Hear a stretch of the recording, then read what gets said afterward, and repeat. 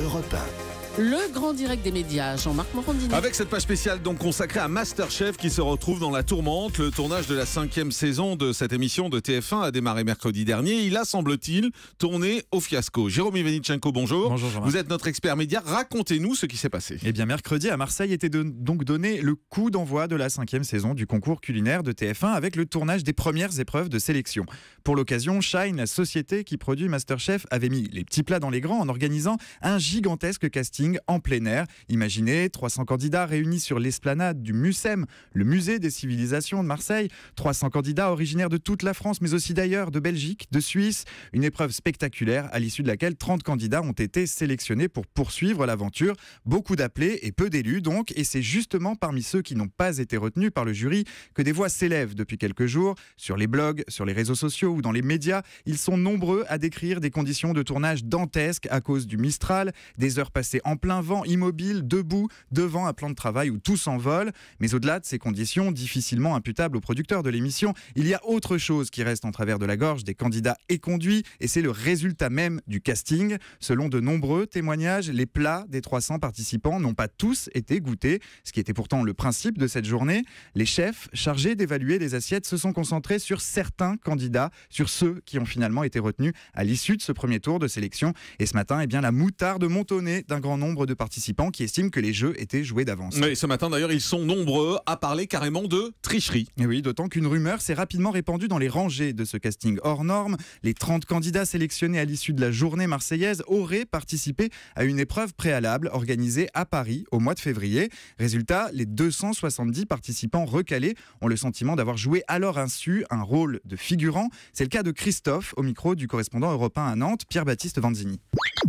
Plus les gens étaient près des caméras, plus ils avaient des chances d'être sélectionnés. C'est quand même très curieux, quoi. C'est clair que tout avait été organisé à l'avance, quoi. Donc on était juste là pour faire tapisserie, quoi, pour avoir des belles images pour la production. Ce qui m'embête, c'est vraiment d'avoir été manipulé et qu'on nous ait fait venir là-bas pour faire les figurants sans nous le dire, quoi. Sinon, évidemment, j'aurais pas perdu 3 jours à faire ça, quoi. En fait, ils ont voulu faire le plus gros casting de télé-réalité, donc sans doute pour rattraper un peu les mauvais résultats de leur saison précédente et de l'émission de l'année dernière qui avait été annulée. Donc ils ont voulu faire du gros show, mais bon, ce qu'ils ont oublié, c'est que en convoquant 300 personnes et en liquidant 270 dès le premier jour, il allait certainement y avoir des gens qui comprennent qu'il y a eu un problème et qu'ils allaient certainement avoir des soucis après, quoi. Ça, visiblement, ils l'ont pas anticipé, quoi.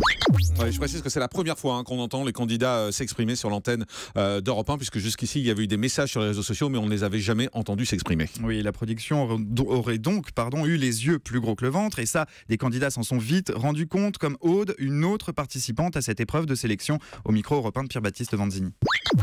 Ça a fini, alors tous les gens de la production se sont fait harceler par tous les candidats qui ont compris qu'ils étaient de la figuration.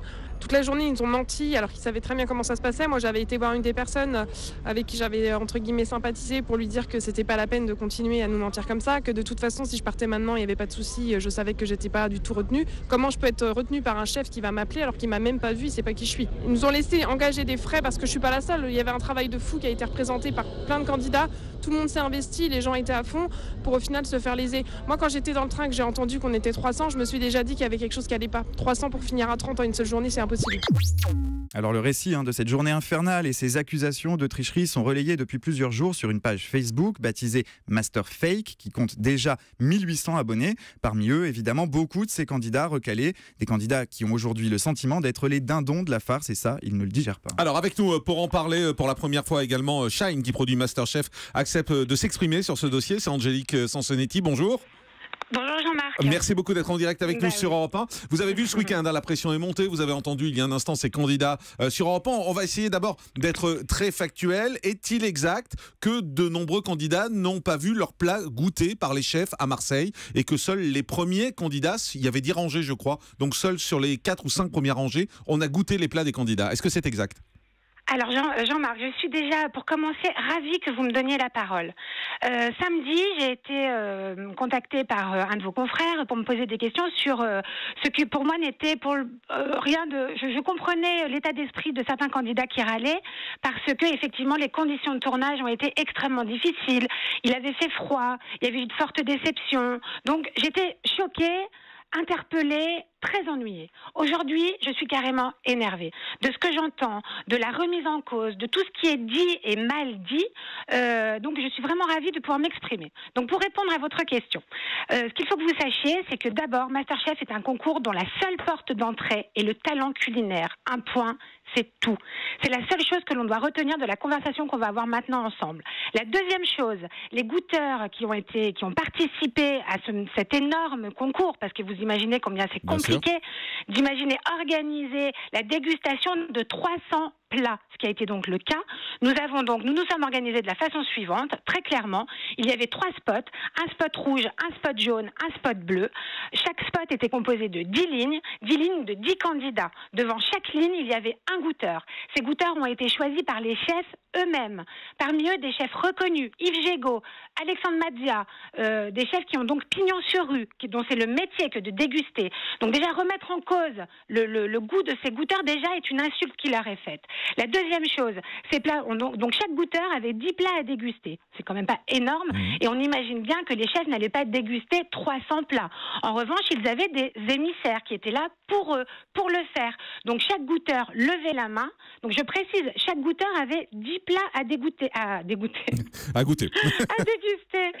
C'est l'énervement, je suis énervée. Ça s'entend, je suis révoltée. Ça s'entend. Donc chaque goûteur avait 10 plats à déguster, ce qu'ils ont fait, puisqu'ils étaient envoyés par les chefs pour le faire. Une fois qu'ils avaient un plat qui les interpellait, ils levaient le bras. Et les chefs, à ce moment-là, qui avaient une oreillette, effectivement, on leur disait, attention, il y a un goûteur à telle rangée, tel rang qui a levé le bras, il faut y aller. Donc, imaginez également, parce que c'est ce que j'ai lu ce week-end sur Internet, que nos chefs, c'est-à-dire Gilles Goujon, chef 3 étoiles, MOF, 40 ans de carrière, Yannick Delpech, chef 2 étoiles, Christian Etchebest, ambassadeur de la bistronomie, qu'on puisse imaginer qu'à l'oreillette, on leur dise, vous allez voir un tel, et là vous dites que c'est bon ou que c'est pas bon, c'est une insulte qui leur est faite. Mais est-il exact qu'ils n'ont pas est-il exact qu'ils n'ont pas dépassé la 5e rangée? Parce que faux. Tous les gagnants, ce qui se dit sur Internet, c'est que tous les gagnants étaient prévus, étaient dans les 5 premières rangées, et on l'a vu d'ailleurs selon ce qui est dit. Ce que je vais vous dire, c'est que je prends l'exemple de Gilles Goujon. Gilles Goujon n'a sélectionné personne au 10e rang, il n'a sélectionné personne au 2e rang non plus. Tous les chefs, les goûteurs qui étaient là pour amener une sanction sur les plats qu'ils goûtaient. Ils levaient le bras. Vous imaginez bien que les chefs n'ont pas pu tout goûter. Non, mais bien sûr. Mais pour être très clair, Angélique. Je termine, Jean-Marc, c'est très important. À l'issue de ça, il y a eu des délibérations qui ont été faites entre les chefs et les goûteurs. Les 300 candidats qui étaient présents sont des candidats qui ont été vus depuis plus d'1 an. Ils ont été vus à plus de 3 reprises pour certains, voire 4 pour d'autres. Donc on les connaît, on connaît leur potentiel, on connaît leur évolution. Les chefs ne les connaissaient pas, les chefs se sont référés à ce qu'ils ont goûté et se sont référés à l'avis de leurs goûteurs, qui, je le répète, sont des professionnels. On a bien compris. Angélique Sansonetti, est-ce qu'on peut être précis? Est-ce qu'il y a eu des sélectionnés entre les rangs 5 et 10? Il y a eu des sélectionnés entre les rangs 5 et 10. Donc ce qui est dit sur Internet est faux. Ce qui est dit sur Internet est faux. Oser dire que les goûteurs n'ont pas goûté les plats est faux. Oser dire que les chefs ont été instrumentalisés par nous, c'est faux. Mais je suis révoltée de ça. Gilles Goujon, Yannick Delpech, Christian Etchebest, vous imaginez dans quel état ils peuvent être? Est-il exact, Angélique Sansonetti, qu'il y a eu des présélections avec 30 candidats qui ont dû préparer des plats chauds qui faisaient partie des présélectionnés? Donc je vais vous expliquer. Alors depuis 1 an, nous travaillons sur le casting MasterChef. Ça veut dire quoi? Ça veut dire que nous avons présélectionné des candidats à travers toute la France. Que moi-même, je me suis déplacée. Toutes les équipes se sont déplacées. On était 20 à faire le tour de France pour aller faire une phase de sélection qui s'est passée de la façon suivante. Première étape, soit les candidats qui présentaient leurs plats, donc toujours avec des goûteurs, et qui, attention, ne sont pas des chefs. Les chefs n'avaient jamais vu les candidats avant mercredi dernier. Donc ces goûteurs étaient avec nous. On sélectionnait les candidats sur 3 critères. La première étape, c'était, ils présentaient un plat froid. Et à partir de là, si le plat était satisfaisant, il pouvait être soit directement sélectionné par Marseille, soit éliminé, soit sélectionné pour la 2e étape de rattrapage. Pourquoi du rattrapage? Parce qu'on a besoin de savoir à qui on s'adresse et quelles sont les qualités culinaires réelles de nos candidats qui allaient passer devant les chefs. Parce qu'il n'est pas question de présenter aux chefs qui constituent notre jury des candidats qui ne sont pas aptes à passer le concours. On a bien compris. Je le rappelle, est un concours de talent culinaire. Effectivement, un concours de talent culinaire. Certains disent que c'était également un concours de télé-réalité, puisque vous avez sélectionné des jumeaux, vous avez sélectionné une personne qui était handicapée, par exemple, tout ça pour faire du alors, show. J'ai entendu ça. Donc, par exemple, je pense notamment à cette jeune femme sourde et muette, qui est une artiste, qui est une petite fleur, qui est quelqu'un qui a un talent de dingue. Donc, parce qu'elle est sourde et muette, elle n'a pas le droit de passer le concours. Non, c'est le contraire. Est-ce qu'elle n'a pas été sélectionnée parce qu'elle était sourde et muette? Ah, elle n'a pas été sélectionnée. Non, est-ce qu'elle n'a pas été sélectionnée uniquement parce qu'elle était sourde et muette? Est-ce que c'est pas pour ça que vous l'avez choisie? La question que je pose, c'est quelqu'un, les personnes qui disent elle est sourde et muette, machin, qui est allé goûter son plat à part les chefs?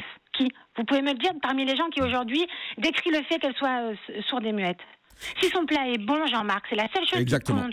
On est d'accord là-dessus. Donc les chefs avaient des oreillettes et étaient dirigés au milieu des gens?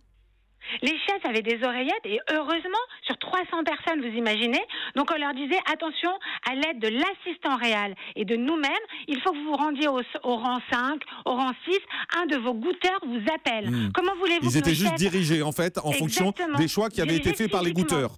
On a bien compris. Une dernière question, Angélique Sansonetti, et très rapidement. Qu'est-ce que vous dites qu'est-ce que vous dites à tous les gens qui râlent en ce moment sur Internet, sur les réseaux sociaux, qui ont participé? Donnez-leur un message et on en reste là. Exactement. Le message que je veux faire passer aujourd'hui, sans langue de bois. Je comprends la déception. Malgré tout, même si je suis portée par cette colère aujourd'hui, il y a une vraie déception parce que ce concours reste pour tous.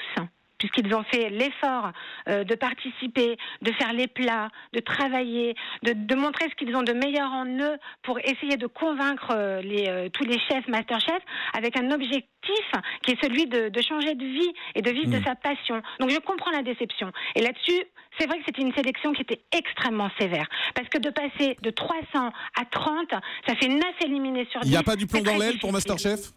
Mais pourquoi? Pourquoi? Parce qu'il y a des gens qui, de par leur déception, commencent à remettre en cause un travail. Je veux dire, Jean-Marc. TF1 va faire la gueule. Hein. TF1 va faire la gueule. Bah oui, ça leur plaît pas ce genre d'histoire. Ben moi, vous croyez que ça me plaît? Vous croyez que ça nous plaît? Nous, les équipes qui avons travaillé d'arrache-pied comme des dingues pour en arriver là aujourd'hui, ça ne plaît à personne. Personne n'est satisfait, je suis bien d'accord. Les conditions étaient difficiles, je suis désolée pour eux. Je comprends la déception de Mais vous dites ceux ça qui n'ont pas suffit. été Maintenant, ça sélectionnés. suffit. Mais maintenant, je dis stop. Très bien. Je dis stop et je pense avoir été extrêmement claire sur ce ras-le-bol de tous ces points qui, pour moi, relèvent quand même de la mauvaise foi et de la déception. Merci beaucoup, Angélique Sansonetti, directrice des programmes de Shine France qui produit Masterchef, d'avoir choisi Europe 1 pour vous expliquer ce matin. Explication complète et claire. On va voir maintenant ce qu'en disent les candidats et les réactions sur les réseaux sociaux.